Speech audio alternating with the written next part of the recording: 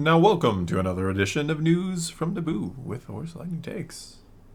And let's get right to the news. Alright, we're going to start out with some video game news, because we've just got a bunch of it. Excellent. Not as excellent when you hear it. Oh. First up, Star Wars Outlaws is getting pushed back.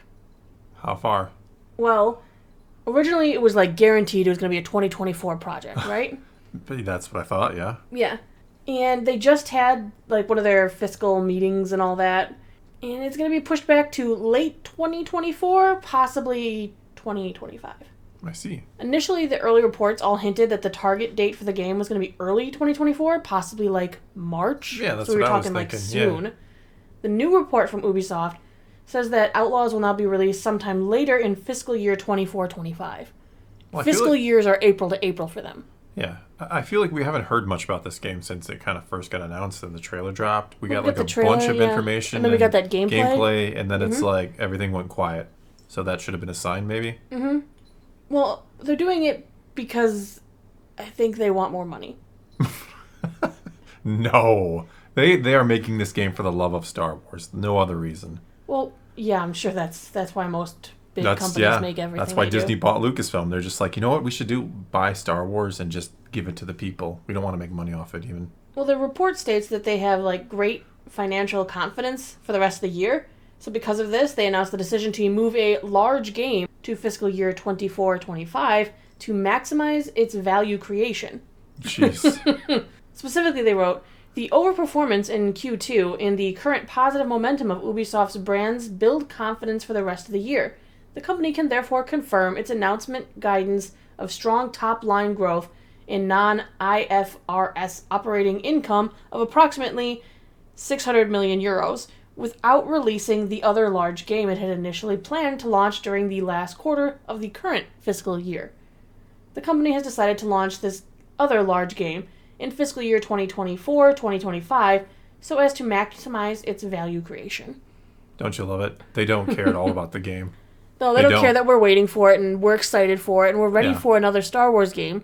They're like, well, we're actually overperforming right now budgetarily. So we don't need to so we can put this on delay because it'll earn us more money down the road. Yeah, and I'm not saying that there's nobody creating this game who cares. I'm not saying the developers or anything like that. But the people at the top, the releasers of they the could game. care less about Star Wars. All it is to them is a means by which to make money. So it's not like the game isn't ready to come out. It's that they want to maximize the value of it. Ubisoft did state that in the same report that upcoming games like Prince of Persia, The Lost Crown, Skull and Bones, and X Defiant are still lined up for release in this fiscal year. This leaves the only other big release from them that we know about to be Star Wars Outlaws, which means that probably the one that's getting the delay. Awesome. Not awesome. I told you weren't going to be happy about that. Well, it's just so stupid. It is kind of stupid. Yeah. Our game's ready to go, but because we want to have this on the next fiscal year to make that look better, we're just going to sit on it. If they just need it to be on the next fiscal year, instead of putting it out in March before the end of this fiscal year, all they have to do is move it back 1 month. So we don't know exactly when they're planning to move it to, just it'll be sometime after April. So maybe it's not as bad as we think? It doesn't mean we're immediately going to be pushing it back till, it'll be coming out March of 2025. Well, maybe it will be, though. It could be, but it could just mean they're waiting till late spring or maybe even just the summer. It'll arrive precisely when it means to. Fiscally. Alright, next in Star Wars video game news, Star Wars Dark Forces is getting remastered and coming out in February. February 28th. We have a solid date. Remastered? How remastered? That's an old game. Alright, I've got specs and stuff. The classic Star Wars shooter Dark Forces will be released on PC and consoles February 28th. It's going to take the 1995 game that introduced character Kyle Katarn. Yeah. Yep. That's his first appearance, by the way. But not his last. The game's going to have all 14 levels of the original. You even get to fight Boba Fett in the game. I never played this game. So. I played it 30 years ago. Apparently 1995. It feels about like 1995 too. Those graphics are pretty... I mean, that's an old game. I'm curious if they have... I haven't seen anything about this. This one's kind of been sprung on me, so... I'm curious if it's been updated at all? Well, or if the new trailer looked better, less pixelated. It looked more like a modern arcade-type style game. Oh, I'll have to check it out. Kyle Katarn is going to be working on taking down the ultimate threat of the Dark Trooper program.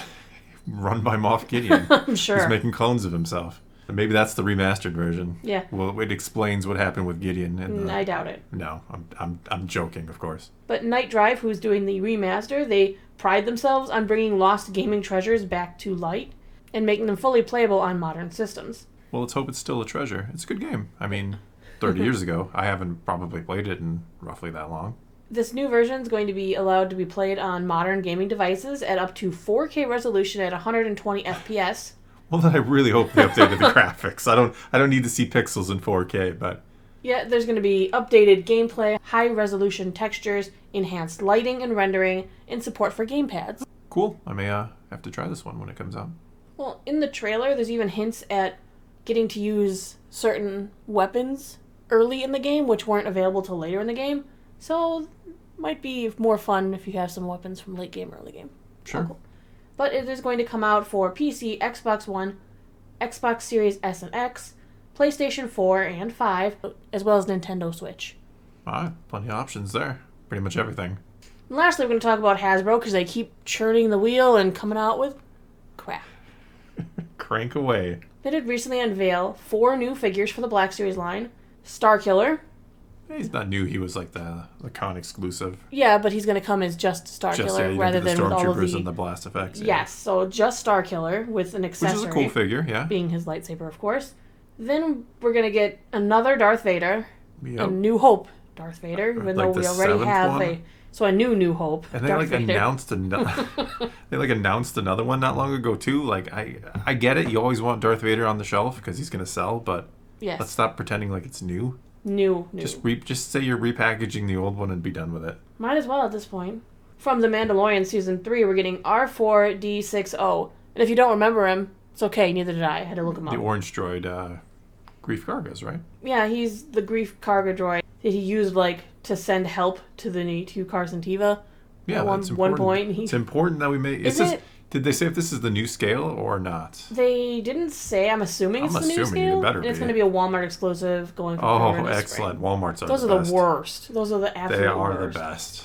It also comes with Mandalorian Season 3 Mando, who comes with the Darksaber, a knife, and a blaster. It's the Mines of Mandalore figure. So right before, Before he gets captured by the weird thing and Bo-Katan saves him. Literally, I kept staring at the figure, and the only thing that I noticed is he's got the blue color on his shoulder and his knee. Didn't they announce the Ring World? I forget the name of it. The Ring World Mandalorian. Isn't this a repack of that? I don't even know. They all look the same. That's from the Book of Boba Fett. Because I know they have a Book of Boba Fett Mandalorian figure, and they called it again that Ring World. I can't think of the name. Don't hate me. Halo. No, a different one. And Halo did not invent the Ring World. But anyway... Just popularized it. Modern time, yeah. A whole new generation got introduced to Ring Worlds. But anyway, yeah, I think that's a repack. Lovely. And didn't they just announce Mace Windu and 187th? I don't even want to think about him. Yeah, why didn't you want to think about him? They're all just repacks.